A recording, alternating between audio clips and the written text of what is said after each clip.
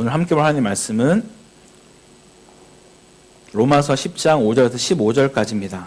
자연의 성경으로 신약 253페이지쯤에 있습니다. 다 찾으셨으면 한 절씩 교독하고 마지막은 합독하겠습니다. 제가 먼저 5절 읽겠습니다. 모세가 기록하되 율법으로 말미암는 의를 행하는 사람은 그 의로 살리라 하였거니와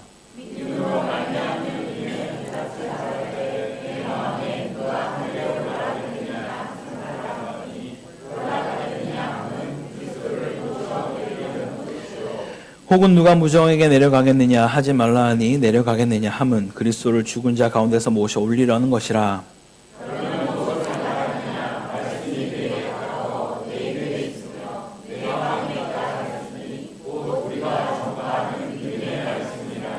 내가 만일 내 입으로 예수를 주로 시인하며 또 하나님께서 그를 죽은 자 가운데 살리신 것을 내 마음에 믿으면 구원을 받으리라.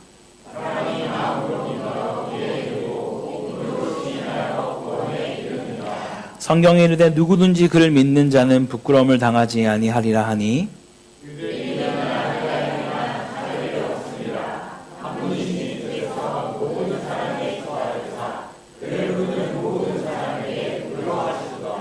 누구든지 주의 이름을 부르는 자는 구원을 받으리라.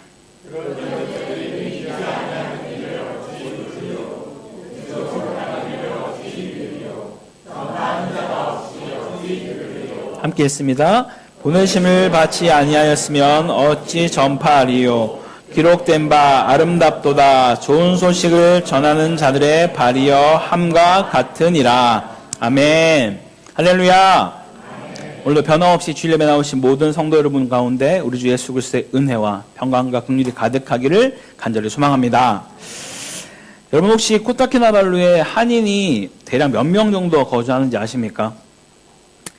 코로나 이전에는 제가 듣기로는 1000명이 넘었다라고 하더라고요. 근데 지금은 대략적으로 왔다 갔다 하시는 분들 좀 제하고 본다면 한 600명 정도라고 그때 한번 영사님께 들은 적이 있습니다. 교민 사회로 보면 참 작은 규모이기도 합니다. 물론 어디랑 비교하냐에 따라서 좀 클 수도 있지만 일반적으로 뭐 수도나 이런 데에 비해서는 아주 작은 규모이기도 하죠. 그런데 이런 상황 속에서 저희가 작년에 우리 교회가 행복축제, 다시 말하면 전도축제, 세대명축제를 진행을 했습니다. 몇 명이 왔을까요? 여기 살고 있는 한인은 600명입니다. 작년 14명, 그리고 어린이부 중고등부 거의 합쳐서 약 20명 가까이 그렇게 왔습니다. 사실 이 숫자는 한국의 웬만한 중형 교회도 요즘에 이런 세대명축제를 하면은 보기 쉽지 않은 숫자라고들 합니다. 보통 이 정도 숫자가 온다 그러면 교회 규모가 약 한 500명 정도 된다라고들 보고 있습니다. 전체 교민이 그 정도인 이 코타키나발루에서 이런 일이 일어났다라는 것은 우리가 일을 잘 해설하기보다는 하나님이 일하셨다라는 분명한 증거가 아니겠습니까? 심지어 4가정이나 거기에서 등록을 했습니다. 그날 이 예배당을 가득 채우고 함께 예배드렸던 그 모습, 다들 가슴이 벅차서 우리 또 찬양인도 하셨던 집사님도 울컥하시고 그렇게 우리가 다 함께 감동받았던 그 시간들을 아직 기억하실 겁니다. 근데 벌써 한 해가 지나서 이제 2026년이 되었습니다. 상황은 그 사이에 또 많이 달라졌습니다. 작년에 등록, 그렇게 4가정 중에 등록하셨던 2가정이 이미 귀국을 하셨어요. 또 함께 스텝으로 섬겼던 여러 팀장님들 중에서도 여러분들이 또 한국으로 돌아가셨습니다.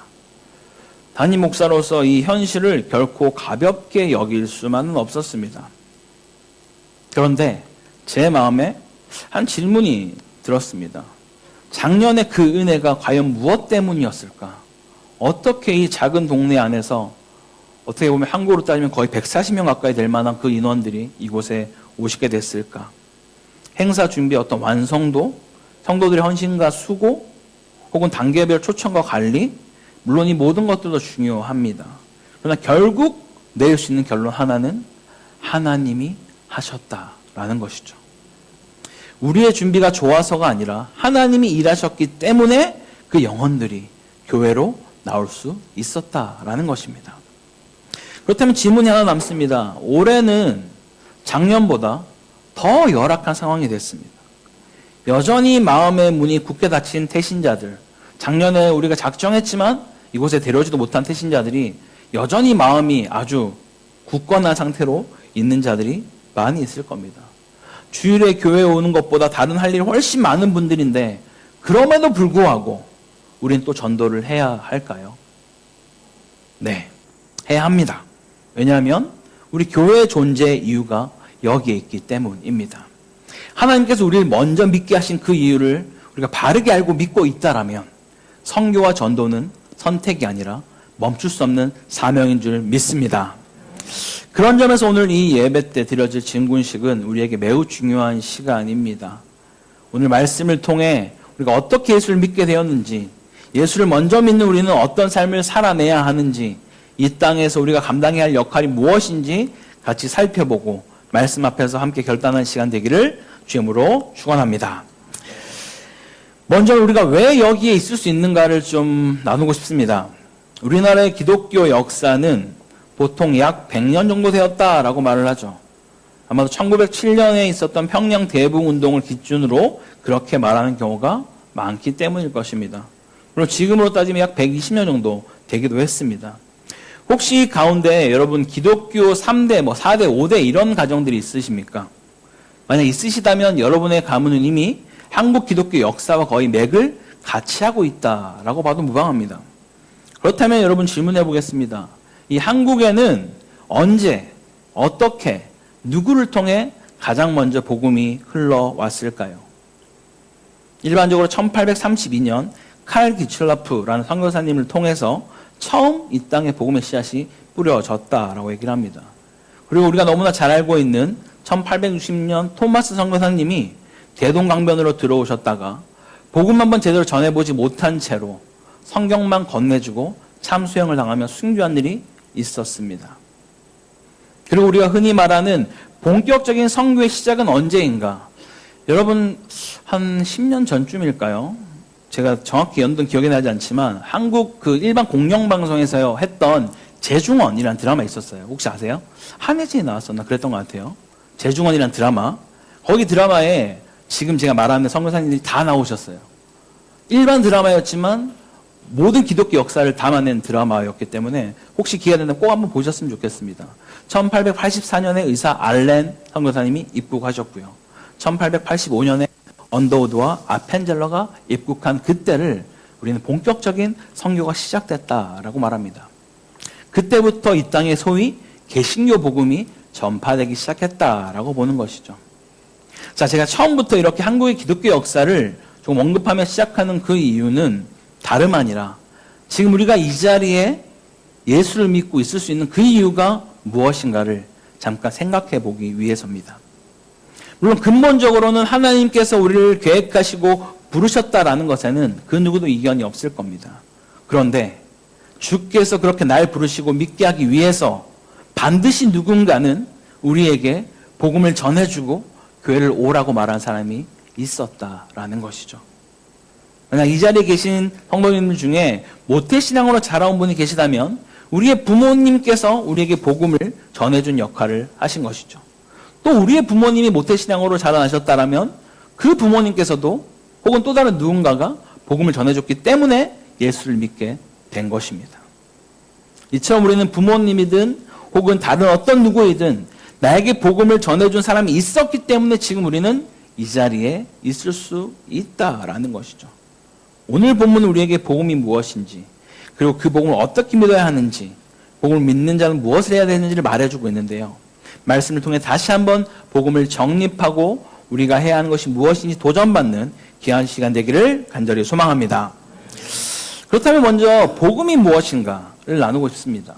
왜냐하면 확신이 없는 전도는 사실 불가능하기 때문입니다. 작년에 우리가 행복축제를 준비하면서 많은 성도님들이 전도에 대한 부담을 되게 내려놓는 시간이 되셨어요. 이게 무슨 말일까요? 분명 행복축제는 전도하는 시간인데 왜 전도에 대한 부담을 내려놓을 수 있었을까요? 그래서 지금까지 전도축제를 하자, 세대명축제다, 태신자 초청하자 이런 이야기를 하면 보통 일반적으로 내가 믿지 않는 어떤 가족에게 혹은 내 친구에게, 내 동료들에게 혹은 사랑하는 사람에게 가서 내가 믿는 복음을 그들이 알고 있는 어떤 지식을 뛰어넘어서 그들을 설득시켜서 복음을 잘 전해야 한다는 그런 부담이 우리 안에 있었습니다. 그래서 이런 사역들을 일으킬 때마다 마음속에 떠오르는 첫 번째 생각이 이런 거죠. 주님, 저는 할 수 없습니다. 제가 말이 너무 어눌하고 저도 성경을 잘 모르는데 제가 무슨 가서 복음을 전합니까? 주님, 저는 못합니다. 라며 많은 생각들을 했었을 겁니다. 그런데 작년 우리는 이렇게 나눴습니다. 기억하실지 모르겠어요. 여러분, 이번 행복축제 때 여러분이 해야 할 일은 그들에게 가서 복음을 전하고 설득하는 일이 아닙니다. 그 일은 목사인 제가 하겠습니다. 여러분은 다만 여러분이 품은 그 한 영혼, 그 한 분을 교회로 데리고 오시면 됩니다. 라고 말씀드렸습니다. 그럼에도 불구하고 우리가 반드시 붙들어야 할 것이 하나 있습니다. 그것은 바로 복음에 대한 확신입니다. 내 안에 복음에 대한 지식도 없고 설명할 수도 없는 것을 내가 만약 믿고 있다면 과연 우리가 확신을 가지고 그들 가운데 교회를 오라고 말할 수 있겠습니까? 왜 우리가 꼭 복음 이야기 아니더라도 그냥 여러분들 일반 일상생활 하면서 동료들과 주변의 사람들과 같이 운동을 할 때든 어떤 모임을 할 때든 이야기를 나누면서 그 사람이 하는 얘기를 듣고 있을 때 과연 이 친구가 진짜 본인이 경험하고 알고 있고 철석같이 믿고 있는 이야기를 하고 있는지, 아니면은 그냥 어디서 주워들어서 본인도 잘 모를 것 같으면서 확신하지 못한 채로 뭔가가 보면은 불안해 보이는데 그렇게 말을 하고 있는지 우리는 알 수 있습니다. 느끼죠. 아, 이 사람이 지금 정말 확신해, 와, 얘가 거짓말이라도 믿겠다 싶을 정도로 말을 뭔가 확신에 차서 하고 있는지. 예전에 한번 이런 얘기를 하더라고요. 정말 우리가 연사들이 혹은 우리가 되게 유명한 그런 강사분들이 이야기를 막 할 때 너무 사람들이 거기에 심취해서 거기에 뭔가 설령 그 말이 정말 그 사람의 개인적 의견이라도 그것을 따라서 혹해서 뭔가를 따라하고 적용하고 하는 것들을 너무나 잘하는데, 한 목사님이 다른 그 목사님께 가서 아니 그렇게 강사들이 얘기할 때도 심지어 그것이 어떤 다단계 모임 같은 데서도 그런 얘기를 할 때도 정말 사람들이 철석같이 믿고 따라가는데 왜 우리가 전하는 복음은 그렇게 성도들은 안 따라올까요? 라고 말해 한 목사님이 당신이 그들이 말하는 것보다 덜 확신하고 말하는 것이 아닐까요? 라고 얘기를 했다고 합니다. 정말 우리 안에 이 복음의 확신을 가진다는 것은 너무나 중요합니다. 우리가 복음을 잘 알아야 하고 이미 알고 있는 분들은 그 복음을 다지는 시간이 되기를 바라고요. 잘 몰랐던 분들은 새롭게 정리를 하고 확신하는 시간이 되기를 간절히 소망합니다. 그래서 바울은 전도를 말하기 전에 먼저 복음을 다시 정리합니다. 복음이 무엇인가? 먼저로는 율법으로 구원받을 수 없음을 이야기하는데요. 바울은 레위기 18.5절을 이렇게 인용합니다. 이를 행하는 사람은 그로 말미암아 살리라. 그런데 문제는 분명하죠. 그런 누구도 율법을 완벽하게 지킬 수가 없다라는 거예요. 우리가 알고 있는 그 유대인들조차도 율법을 완벽하게 지킬 수가 없습니다. 그들은 613가지 율법을 그렇게 보는데 어떻게든 지키려고 하지만 사람으로서는 그것을 다 지켜낼 수가 없다라는 거예요. 그래서 바울은 말하죠. 구원은 우리가 하늘로 올라가서 그리스도를 모시고 내려오는 것이 아니라 그 하늘에 계신 주께서 이 땅에 내려오신 소식이다 라고 말입니다. 8절에 이렇게 말합니다. 말씀이 내게 가까워 내 입에 있으며 내 마음에 있다. 복음은요, 멀리 있지 않다라는 거예요. 우리 입에 있고 우리 마음에 있습니다. 누구든지 믿을 수 있도록 가까이 와 있다라는 것이죠. 그리고 바울은 복음의 핵심에 대해서 이렇게 아주 명확하게 말합니다. 내가 만든 내 입으로 예수를 주로 시인하며 하나님께서 그를 죽은 자 가운데서 살리신 것을 내 마음에 믿으면 구원을 받으리라. 우리가 복음을 믿는다라는 것은 제일 중요한 것은 두 가지입니다. 내 입으로 예수 그리스도를 내 삶의 주로 시인, 주인으로 시인하는 것. 그리고 그가 죽었다 부활하신 그 사실을 내가 믿는 것. 그것이 복음의 핵심이다라고 말하는 것이죠. 여기서 시인하다라는 말은요, 헬라어로 호몰로게오로라는 뜻인데요. 같은 말을 하다 공적으로 고백하다라는 뜻입니다. 어쩌면 우리가 곧 해야 될 세례식이나 이런 것들이 우리 공적으로 나의 믿음을 고백하는 행위이기도 한 것이죠. 예수를 믿는다라는 것은 단순히 마음속에 생각 하나가 바뀌는 것이 아니라 우리 삶에, 내 삶의 원동력이 주님으로 바뀌어진다라는 것인 줄 믿습니다. 그리고 하나님께서 예수를 죽은 다음 살리셨다는 것을 마음으로 믿을 때, 부활을 믿을 때 우리는 구원을 얻는다라고 성경은 말하죠. 그리고 복음은 누구에게나 열려 있다라고 바울은 반복해서 이야기합니다. 어느 특별한 누군가가, 율법을 잘 지켜온 누군가가, 거룩하게 삶을 살아온 누군가가, 죄를 하나도 짓지 않은 누군가가 아니라 누구라도 여전히 죄인되었던 그 모습 가운데 있는 사람이라 할지라도 이 복음은 열려 있다. 누구든지 차별 없이 주의 이름을 부르는 자는 구원을 받을 것이다 라고 말하는 것이죠. 이 말은 유대인에게는 참 불편한 이야기였습니다. 그러나 복음은 처음부터 끝까지 여전히 누구든지 복음을 믿을 수 있다라고 말하고 있는 것이죠. 여기까지 이 복음이 우리가 믿는 복음입니다. 이 복음에 대한 확신 없이는 우리는 정말 참된 전도를 하기는 어렵다라는 것이죠. 그렇다면 복음을 믿는 우리가 어떤 것을 해야만 할까요? 이제 바울은 이렇게 질문을 던집니다. 그들이 믿지 아니하는 일을 어찌 부르리요? 듣지도 못한 일을 어찌 믿으리요?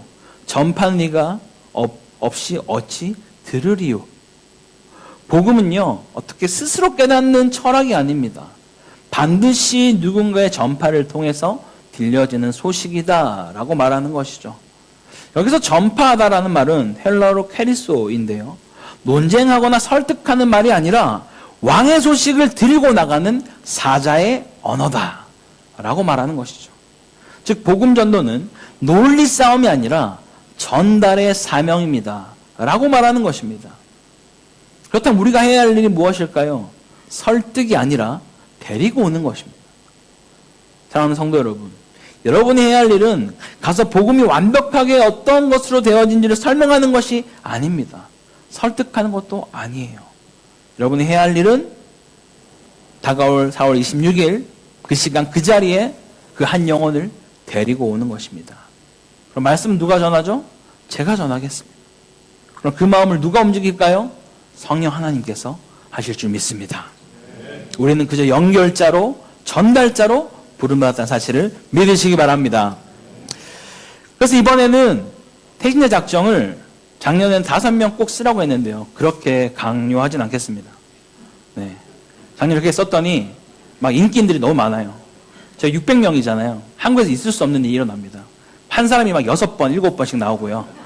다 너무 뻔한 거예요. 안 믿는 사람들이 이렇게 좀 정해져 있다 보니까 이분 벌써 6번째야 막 이런 분들이 나오더라고요. 그렇게 하지 않겠습니다. 한 영혼, 한 사람이라도 내가 꼭 데리고 오겠다. 그런 마음으로 우리가 태신자 작정을 다음 주에 그렇게 하도록 하겠습니다.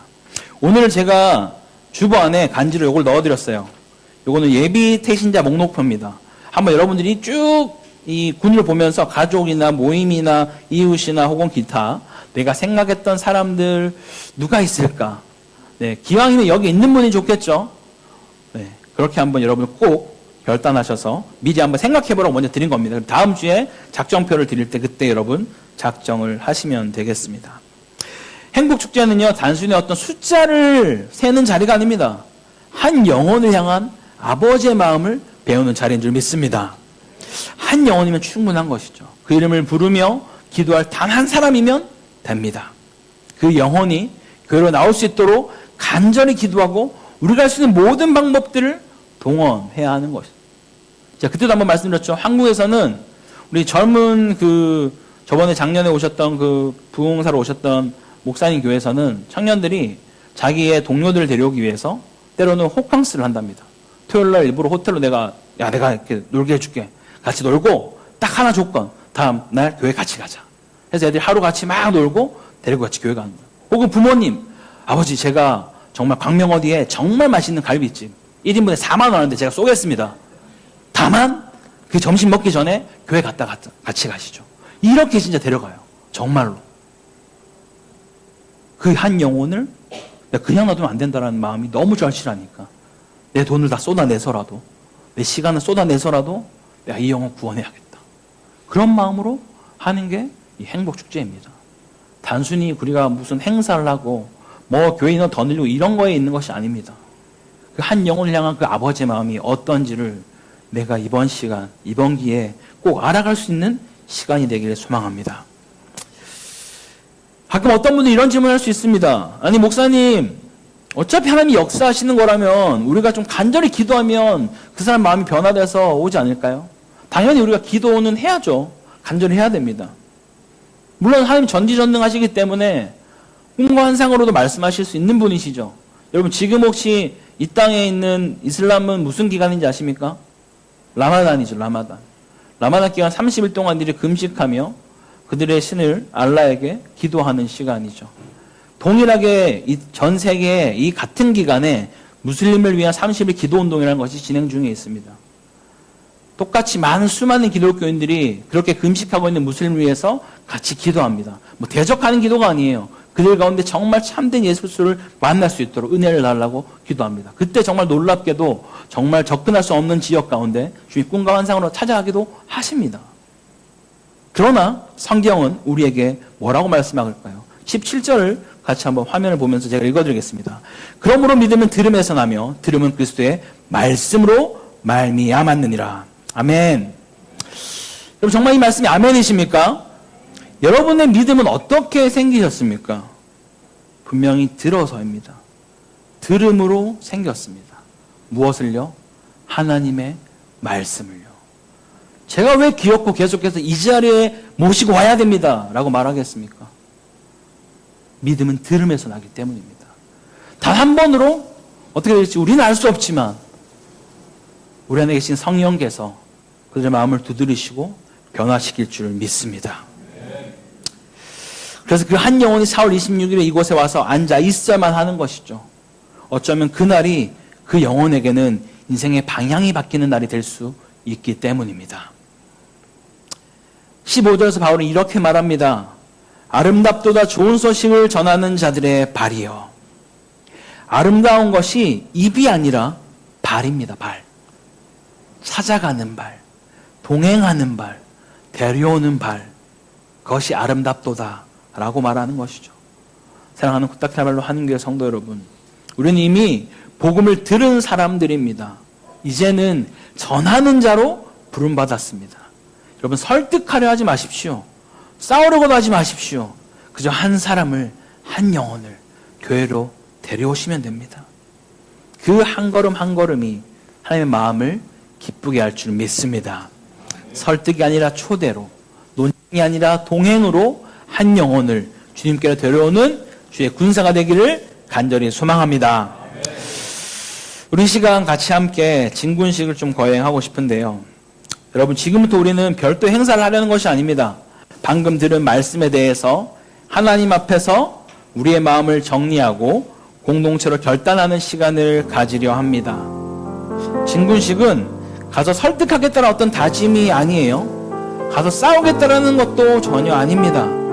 지금 우리가 서서 고백하는 이 결단은 사람 앞에서가 아니라 하나님 앞에서의 고백인 줄 믿습니다.